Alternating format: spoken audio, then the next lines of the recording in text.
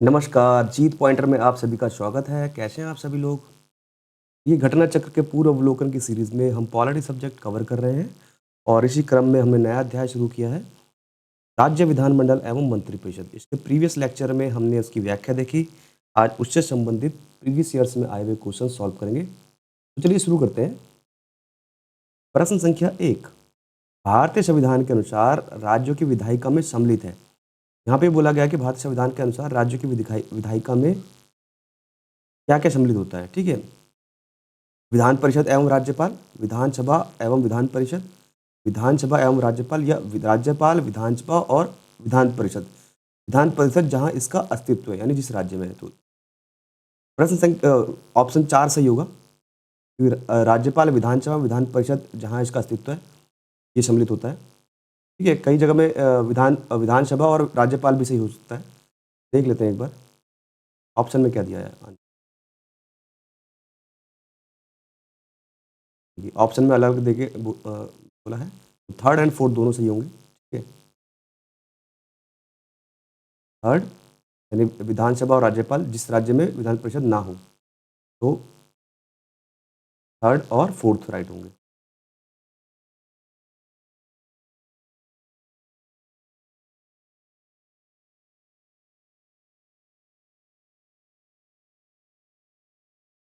सी right answer होगा। आगे देखेंगे।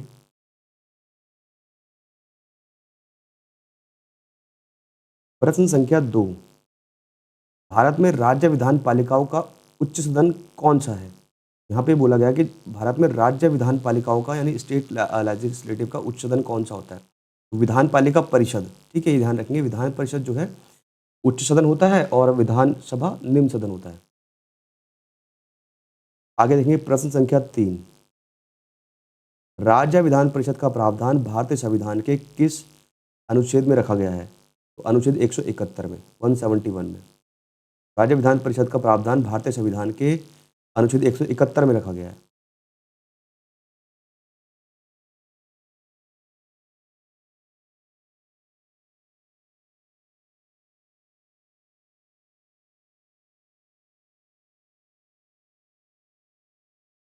प्रश्न संख्या 4, राज्य में दूसरे सदन की स्थापना या उसे रद्द करने से संबंधित कौन सी सही विधि है? यहाँ पे बोला गया कि जो राज्य में दूसरे सदन की स्थापना यानी विधान परिषद की बात की जा रही है यहाँ पे। विधान परिषद, विधान परिषद की स्थापना या उसे रद्द करने से संबंधित कौन सी विधि सही है? पहला है लोकसभा द्वारा साधारण बहुमत से पारित प्रस्ताव। संबंधित संबंधित राज्य की विधानसभा द्वारा साधारण बहुमत से पारित प्रस्ताव, ये दोनों ही गलत है। ये देखेंगे।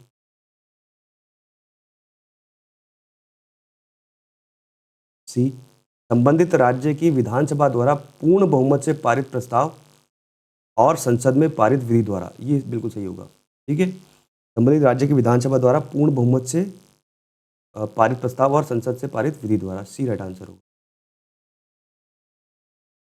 तो संविधान के अनुच्छेद 169(1) के अनुसार राज्य में दूसरे सदन अर्थात विधान परिषद की स्थापना या विघटन संसद विधि द्वारा तब कर सकती है, संसद विधि द्वारा तब कर सकती है जब संबंधित राज्य की विधानसभा इस आशय का संकल्प सदन की कुल सदस्य संख्या के बहुमत का उपस्थित एवं मत देने वाले सदस्यों का 2/3 बहुमत से पारित हो, यानी पूर्ण बहुमत। ठीक है, तत्संबंधी विधि का संसद साधारण विधेयक की भांति सामान्य बहुमत से पारित कर सकती है तथा अनुच्छेद 169(3) के तहत ऐसी विधि अनुच्छेद 368 के प्रायोजनों के लिए इस संविधान का संशोधन नहीं समझी जाएगी। ठीक है, तो ये संविधान का संशोधन नहीं समझी जाएगी, ये ध्यान रखेंगे। विधान परिषद का गठन का जो प्रावधान है 169(1) में है।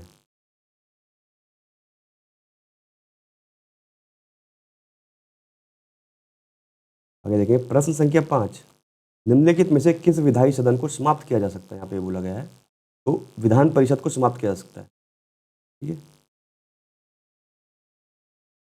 नहीं, रद्द किया जा सकता है। प्रश्न संख्या 6, भारत के किसी राज्य में विधान परिषद का सृजन अथवा उसकी समाप्ति की जा सकती है?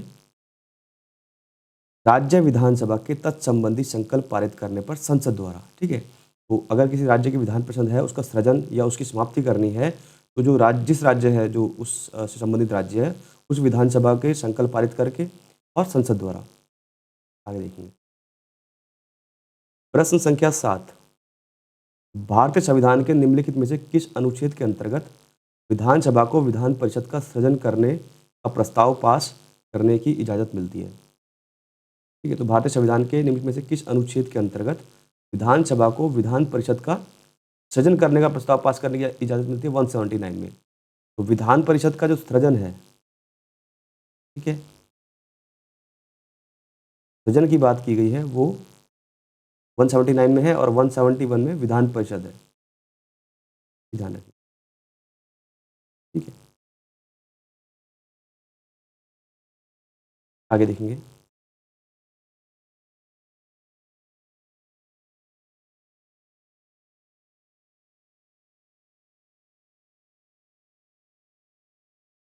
प्रश्न संख्या 8, भारतीय संविधान के निम्नलिखित अनुच्छेदों में से किस एक के अंतर्गत विधान परिषद की स्थापना या समाप्ति की व्यवस्था की गई है?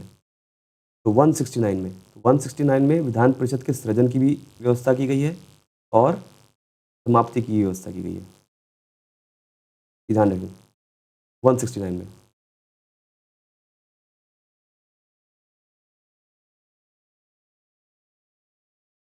प्रश्न संख्या 9, राज्य में विधान परिषद के सृजन हेतु संविधान के किस अनुच्छेद में वर्णित प्रक्रिया को अपनाया जाता है? अनुच्छेद 169 में। आगे देखेंगे। प्रश्न संख्या 10, राज्य विधान परिषद के उत्साधन के लिए राज्य विधानसभा द्वारा संविधान के अनुच्छेद 169 के अंतर्गत स्वीकृत संकल्प के बारे में निम्नांकित में से कौन सा कथन सही है? यहाँ पे कह रहे हैं कि राज्य विधान परिषद के सृजन से संबंधित विधानसभा द्वारा संविधान के अनुच्छेद 169 के अंतर्गत क्या संकल्प स्वीकृत किया जाता है, ये दिया है। कौन सा कथन सही है इसके बारे में देखेंगे। राज्यपाल पर बाध्यता अध्यारोपित करता है कि वह संकल्प को राष्ट्रपति के विचार हेतु आरक्षित करे। ये कोई बात सही है। केंद्र सरकार पर कोई बाध्यता अध्यारोपित नहीं करता है कि वह संसद में विधि निर्माण हेतु कार्यवाही करे। तो विधानसभा कोई भी जो है बाध्यता नहीं रखता है केंद्र सरकार पे कि वो संसद में विधि निर्माण हेतु कार्यवाही करे, ऐसा कुछ नहीं है। बी राइट आंसर होगा।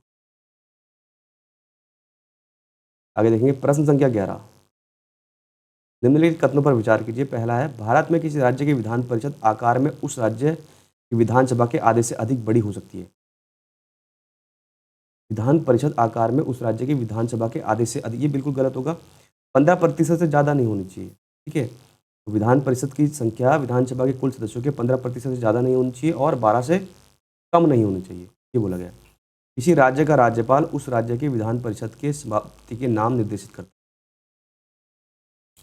तो देखिए, विधान परिषद का जो सभापति होगा वो विधान परिषद से ही जो है चुना जाता है। फिर भी एक बार देख लेते हैं।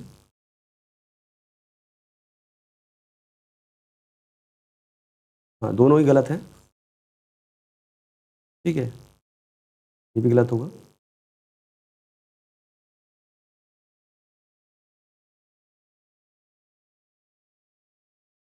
तो डी राइट आंसर होगा, ना तो एक ना दो। आगे देखेंगे। प्रश्न संख्या 12, उत्तर प्रदेश की विधान परिषद में राज्यपाल द्वारा कितने सदस्यों को मनोनीत किया जाता है?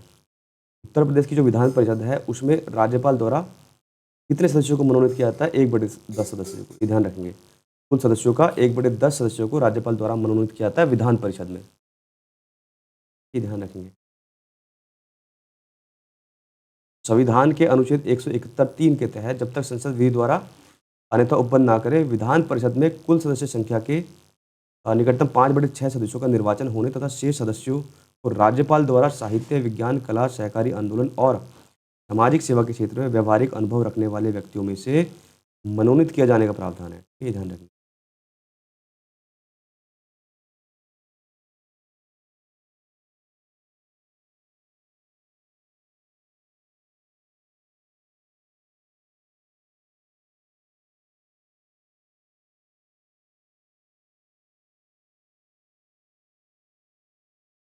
प्रश्न संख्या 13, विधान परिषद में मनोनीत सदस्यों की संख्या है, इनमें से कोई नहीं मनोनीत होते हैं। कुल सदस्य संख्या का 1/10 होता है।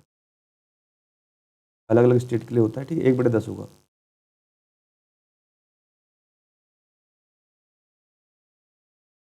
ये बोला गया देखिए, विधान परिषद के कुल 100 सदस्यों में से 1/10 सदस्य भाग राज्यपाल द्वारा मनोनीत किए जाते हैं, ठीक है? आगे देखेंगे। प्रश्न संख्या 14, राज्य विधान परिषद के विषय में सही क्या है? इसका कार्यकाल 6 वर्ष बिल्कुल सही है, एक स्थायी सदन है, यह भंग नहीं होता, समाप्त किया जाता है। 1/6 सदस्य स्थानीय संस्थाओं द्वारा निर्वाचित होते हैं और यह कौन-सा सही है? सही है, ठीक है।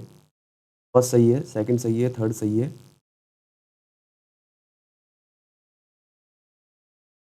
फर्स्ट सही नहीं कैसे हो गया? कार्यकाल हाँ, ठीक है, यह गलत हो गया, ठीक, ठीक।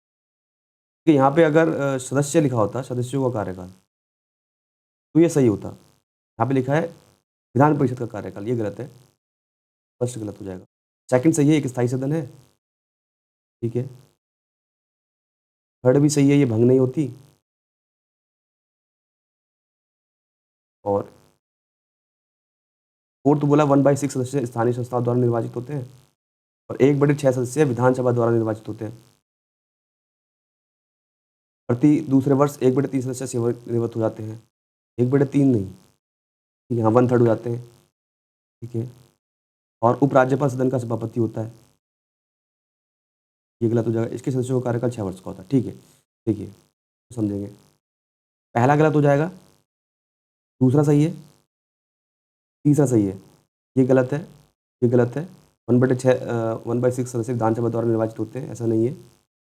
और यहाँ पे बोला गया है प्रति दूसरे वर्ष 1/3 सदस्य सेवानिवृत्त हो जाते हैं, 1/3 सेवानिवृत्त हो जाते हैं हर 2 साल में, तो यही बात सही है। और उपराज्यपाल सदन का सभापति होता है, ये गलत है। इसके सदस्यों का कार्यकाल देखो यहाँ पे 6 वर्ष होता है, सदस्यों का कार्यकाल, ठीक है, ये भी सही होगा। तो सेकंड, थर्ड भंग नहीं होती है और प्रत्येक 2 साल में 1/3 सदस्य सेवानिवृत्त होते हैं और इसके सदस्यों का कार्यकाल 6 वर्ष का होता है, फोर्थ, ठीक है। तो इस प्रकार सी राइट आंसर हुआ। आगे देखिए।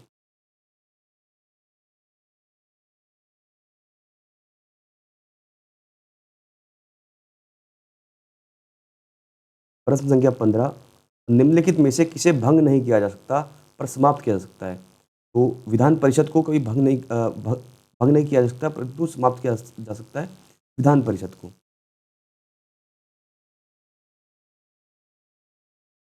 स्थायी सदन होता है विधान, ठीक है, आगे देखिए।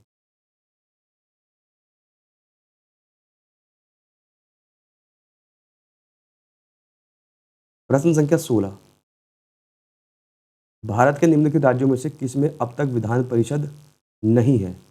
यद्यपि संविधान सप्तम संशोधन अधिनियम 1956 में उसके लिए उपबंध है। तो ये है मध्य प्रदेश में। देखिए, मध्य प्रदेश में अभी तक विधान परिषद नहीं है,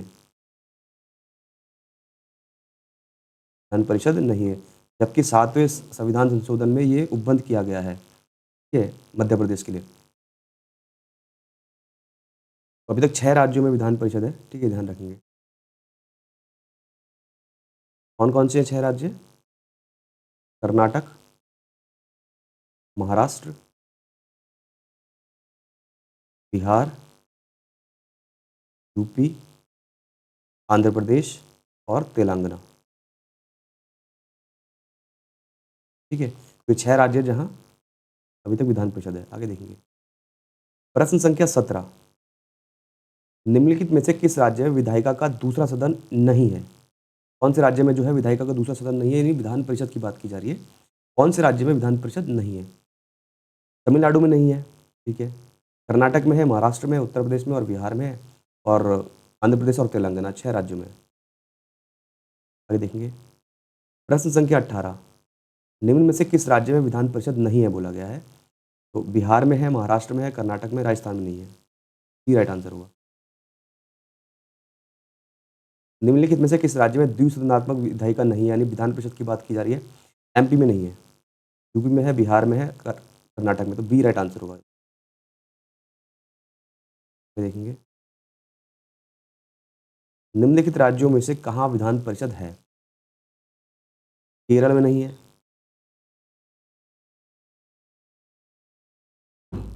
विधान परिषद केरल में नहीं है, हिमाचल प्रदेश में भी नहीं है, दिल्ली में भी नहीं है, बिहार में है। केवल 4 ही राइट आंसर होगा।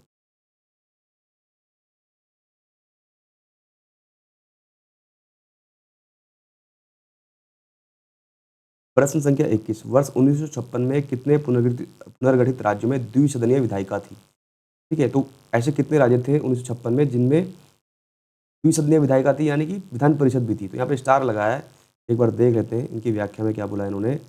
वर्ष 1956 में पुनर्गठन के बाद कुल 14 राज्यों में से 7 में द्विसदनीय विधायिका थी, यानी जो 14 राज्य थे उनमें से 7 में विधान परिषद थी। उत्तर प्रदेश, बिहार, बॉम्बे, मद्रास जो अब तमिलनाडु है, मैसूर कर्नाटक, पंजाब, पश्चिम बंगाल। इनमें से पश्चिम बंगाल में 1969 में, पंजाब में 1970 में तथा तमिलनाडु में 1986 में विधान परिषद का उत्साधन कर दिया गया था, मैंने समाप्त कर दिया गया। ठीक है। जम्मू और कश्मीर विधान देख लेते हैं क्या बोल रहे हैं। जम्मू और कश्मीर में विधान परिषद की स्थापना जम्मू और कश्मीर के 1957 में अपनाए गए संविधान के तहत थी। ठीक है। आंध्र प्रदेश में पहली बार विधान परिषद 1958 में स्थापित हुई थी। 1985 में उत्साहित किए जाने के बाद यहाँ 2007 में पुनः विधान परिषद, यानी आंध्र प्रदेश में 1958 में विधान परिषद थी, फिर समाप्त कर दी गई 1985 में। 2007 में पुनः विधान परिषद का गठन किया गया आंध्र प्रदेश में। राज्य पुनर्गठन अधिनियम 1956 तथा संविधान संशोधन 7वें के अधिनियम 1956 के तहत मध्य प्रदेश में भी विधान परिषद की स्थापना का प्रावधान किया गया था, परंतु इस हेतु तारीख नियत नहीं की जाने के कारण यहाँ विधान परिषद की स्थापना नहीं की जा सकी। 7वें संविधान संशोधन द्वारा मध्य प्रदेश में विधान परिषद का गठन का प्रावधान किया था, लेकिन नहीं हो पाई। ठीक है। वर्तमान में आंध्र प्रदेश, तेलंगाना सहित कुल 6 राज्यों में द्विसदनीय विधायिका, ये हम पहले पढ़ चुके हैं। जम्मू कश्मीर राज्य के 2 संघ राज्य क्षेत्रों में विभाजन के साथ यहाँ विधान परिषद समाप्त हो गई है। तो जम्मू कश्मीर की विधानसभा परिषद समाप्त हो चुकी है, क्योंकि ये जो है संघ राज्य क्षेत्र बन गए हैं 2, जम्मू कश्मीर एंड लद्दाख। प्रश्न संख्या 22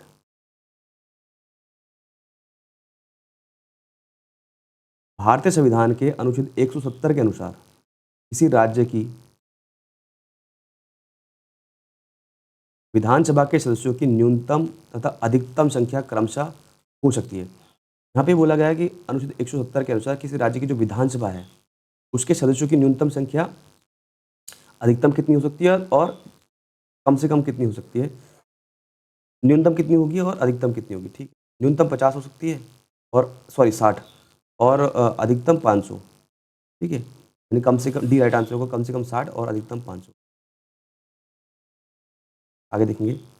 प्रश्न संख्या 23 निम्नलिखित में से कौन सा राज्य अनुच्छेद 170 के उस प्रावधान का अपवाद है जिसमें कहा गया है कि एक राज्य के विधानसभा के गठन में 60 से कम सदस्य नहीं होंगे। ठीक है, तो यहाँ पे ये बोला गया है कि 60 से कम सदस्य नहीं होने चाहिए विधानसभा में और 500 से अधिक नहीं होनी चाहिए। तो कितने राज्य हैं जो अपवाद हैं जिनमें 60 से कम है? तो सिक्किम है, इसमें 32 सीटें हैं। देखिए, सिक्किम सिक्किम में है 32 सीटें, और मिजोरम और गोवा में कितनी है? 60 सीटें। ये ध्यान रखेंगे, सिक्किम में 32 सीटें हैं, मिजोरम और गोवा में 60 सीटें हैं। सॉरी, 40 सीटें हैं, माफ़ी चाहूँगा, 40 सीटें। तो ये 3 जो हैं अपवाद राज्य हैं। एक तो सिक्किम हो गया, यही राइट आंसर होगा।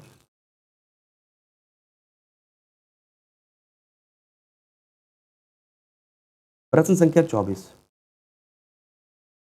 निम्नलिखित कथनों पर विचार कीजिए। पहला है, भारत के संविधान में उपबंध है कि प्रत्येक राज्य की विधानसभा 450 से अनधिक सदस्यों से मिलकर बनेगी, जो राज्य में प्रादेशिक निर्वाचन क्षेत्र से प्रत्यक्ष निर्वाचन द्वारा चुने जाएंगे। यहाँ पे बोला गया है कि राज्य की जो विधानसभा है 450 से अनधिक सदस्यों से मिलकर बनेगी, जो राज्य में प्रादेशिक निर्वाचन क्षेत्रों से प्रत्येक निर्वाचन से चुने जाएंगे।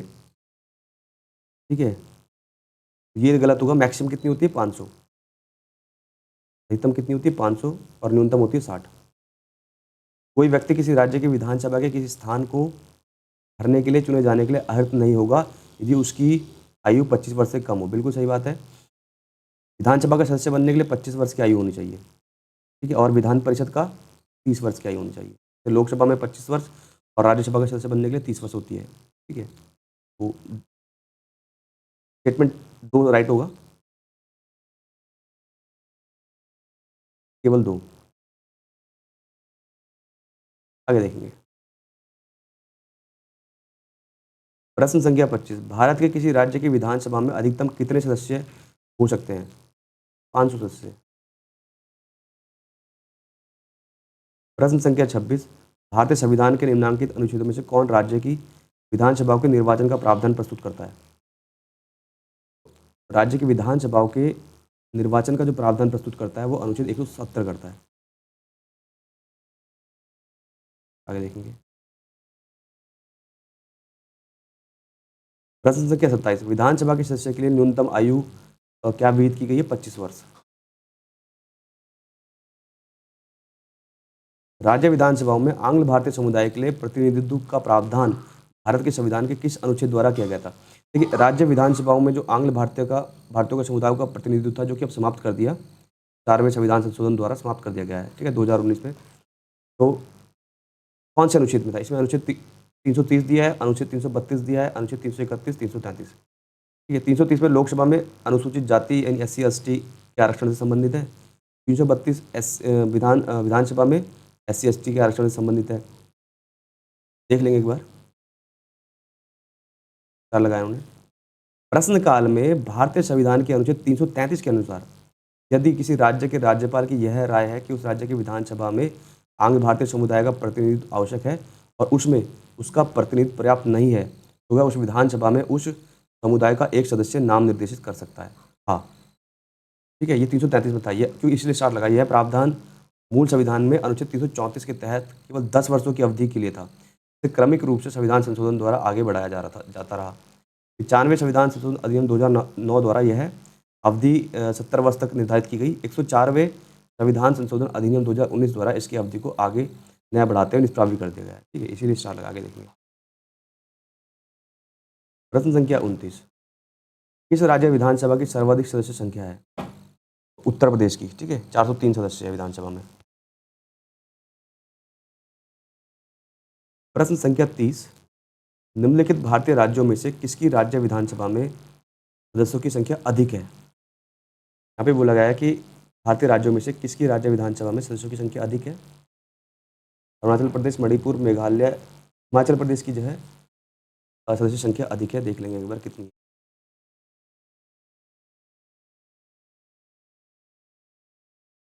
ठीक है, अरुणाचल प्रदेश में 60 सीटें हैं विधानसभा की, मेघालय में भी 60 है और मणिपुर में भी 60 है। ठीक है, लेकिन हिमाचल प्रदेश में कितनी सीटें हैं विधानसभा की? 68। ये ध्यान रखेंगे।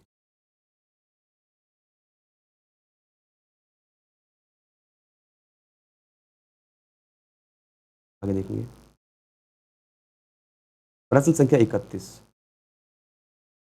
राज्य विधानसभा के निर्वाचन का संचालन करता है तो भारत का निर्वाचन आयोग, ये ध्यान रखेंगे। राज्य विधानसभा के निर्वाचन का संचालन कौन करता है? भारत का निर्वाचन आयोग।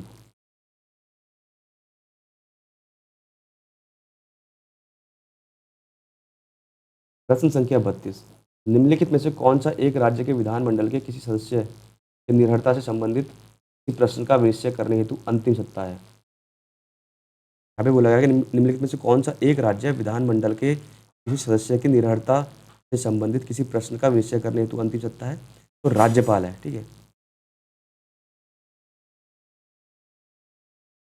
देखिए। प्रश्न संख्या 33, विधानसभा के सदस्यों की निर्भरताओं से संबंधित प्रश्नों पर अंतिम निश्चय किसके द्वारा किया जाता है? जो विधानसभा के सदस्य हैं उनकी निर्भरताओं से संबंधित प्रश्नों पर अंतिम निश्चय किसके द्वारा किया जाता है? तो राज्यपाल द्वारा, ही ध्यान रखें।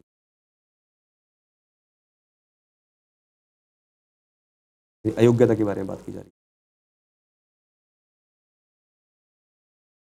प्रश्न संख्या 34, यदि किसी राज्य की विधानसभा का अध्यक्ष यानी स्पीकर पद त्यागना चाहे तो उसे अपना त्यागपत्र देना चाहिए। यहाँ पे बोला जा रहा है कि यदि किसी राज्य की विधानसभा का जो अध्यक्ष है, स्पीकर है, वो अपना पद त्यागना चाहता है तो किसे देगा?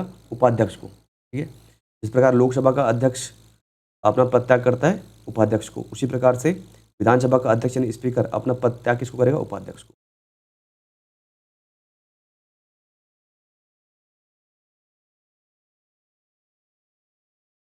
प्रश्न संख्या 35, विधानसभा का अध्यक्ष यदि विधानसभा की सदस्य नहीं रहता है, अपना पद रिक्त कर देगा या देगी? ठीक है।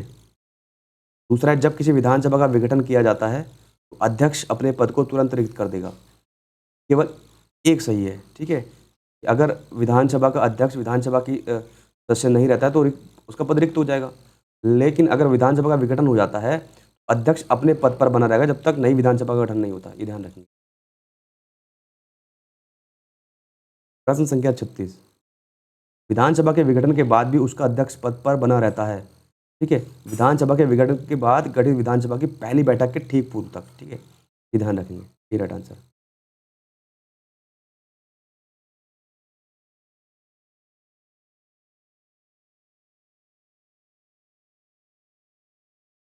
प्रश्न संख्या 37, राज्य की विधानसभा के सत्रावसान का आदेश किसके द्वारा दिया जाता है? राज्य की जो विधानसभा है उसके सत्रावसान का आदेश किसके द्वारा दिया जाता है? राज्यपाल के द्वारा। ठीक है, ध्यान रखेंगे। जिस प्रकार लोकसभा का सत्रावसान करता है राष्ट्रपति, इस प्रकार विधानसभा का सत्रावसान करते हैं राज्यपाल।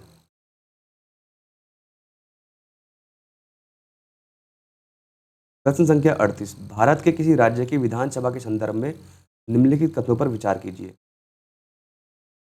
पहला है, वर्ष के प्रथम सत्र के प्रारंभ में राज्यपाल सदन के सदस्यों के लिए रूढ़िगत संबोधन करता है। वर्ष के प्रथम सत्र के प्रारंभ में राज्यपाल सदन के सदस्यों के लिए रूढ़िगत संबोधन करता है। दूसरा, जब किसी विशिष्ट विषय पर राज्य विधानमंडल के पास कोई नियम नहीं होता तो उस विषय पर वह लोकसभा के नियम का पालन करता है। एक और दो दोनों सही है। ठीक, ये राइट आंसर है। देखेंगे।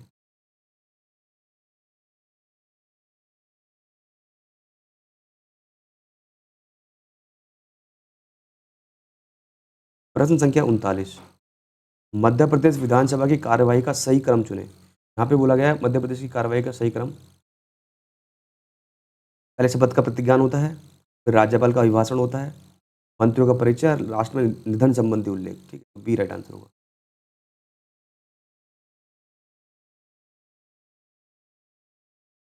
प्रश्न संख्या 40, राज्य विधानमंडल की बैठक आयोजित करने के लिए कोरम क्या है? यानी जो गणपूर्ति है वो क्या होती है विधानमंडल की बैठक आयोजित करने के लिए?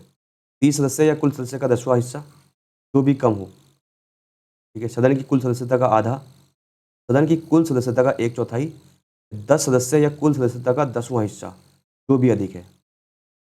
10 सदस्य या कुल सदस्यता का 10वां हिस्सा, जो भी अधिक है, तो डी राइट आंसर होगा।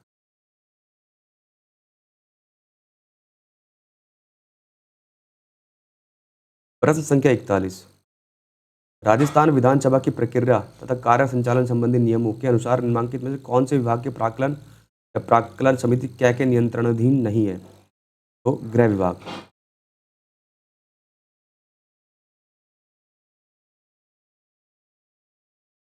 प्रश्न संख्या 42, राज्य विधानसभा निम्नलिखित में से किनके निर्वाचन में भाग लेती है? भारत के राष्ट्रपति के निर्वाचन में, भारत के उपराष्ट्रपति के निर्वाचन में, भारत के राष्ट्रपति के निर्वाचन में तो लेती है। ठीक है, आगे देखते हैं ऑप्शन में।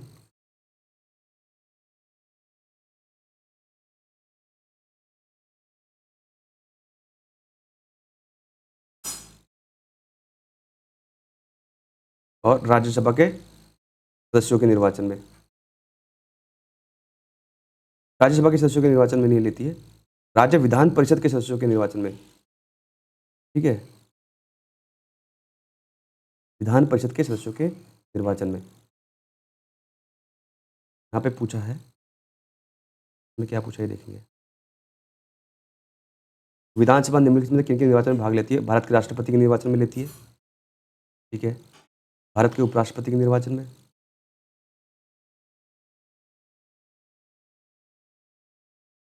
उपराष्ट्रपति के निर्वाचन में नहीं लेती है। हाँ, राज्यसभा के सदस्यों के निर्वाचन में तो लेती है, गलत हो गया ये। राज्यसभा के सदस्यों के निर्वाचन में विधानसभा भाग लेती है और इसमें, ठीक है, उपराष्ट्रपति के निर्वाचन में नहीं लेती है। राष्ट्रपति के निर्वाचन में लेती है। ठीक है, राज्यसभा के सदस्यों के निर्वाचन में लेती है और राज्य विधान परिषद के सदस्यों के निर्वाचन में लेती है। और विधानसभा भाग आगे देखेंगे। तो इस प्रकार first second fourth right answer होगा डी। आगे देखेंगे। प्रश्न संख्या 43, राज्य की संचित निधि का संचालन किया जाता है। जो राज्य की संचित निधि है उसका संचालन किसके द्वारा किया जाता है? राज्य के राज्यपाल द्वारा, राज्य के मुख्यमंत्री द्वारा, राज्य के वित्त मंत्री द्वारा या उपरोक्त में से कोई नहीं। तो डी होगा, राज्य विधानमंडल द्वारा किया जाता है। ठीक है, यानी जिस प्रकार संसद करती है केंद्र की संचित निधि का संचालन, उसी प्रकार से राज्य का जो विधानमंडल है, विधानमंडल, ठीक है, तो वो संचित निधि का संचालन करता है। डी राइट आंसर होगा, उपरोक्त में से कोई नहीं। संचित निधि का संचालन राज्य विधानमंडल द्वारा किया जाता है। आगे देखेंगे, प्रश्न संख्या 44, निम्नलिखित में से कौन एक राज्य की आकस्मिक निधि की स्थापना के लिए उत्तरदायी है? यानी कंसोलिडेट फंड के लिए कौन उत्तरदायी है, यहाँ पे बोला गया है कि राज्य का विधानमंडल। ठीक है, विधानमंडल ही आकस्मिक निधि बनाता है ना। ठीक है, आगे देखेंगे, भारतीय संविधान के अनुच्छेद 162 के शीर्षक के संबंध में निम्न में से कौन सा सही है? ठीक है, तो 62 के शीर्षक के संबंध में इनमें से कौन सा सही है? पहला है राज्य की कार्यपालिका शक्ति, राज्यपाल के कार्यालय के लिए शर्तें,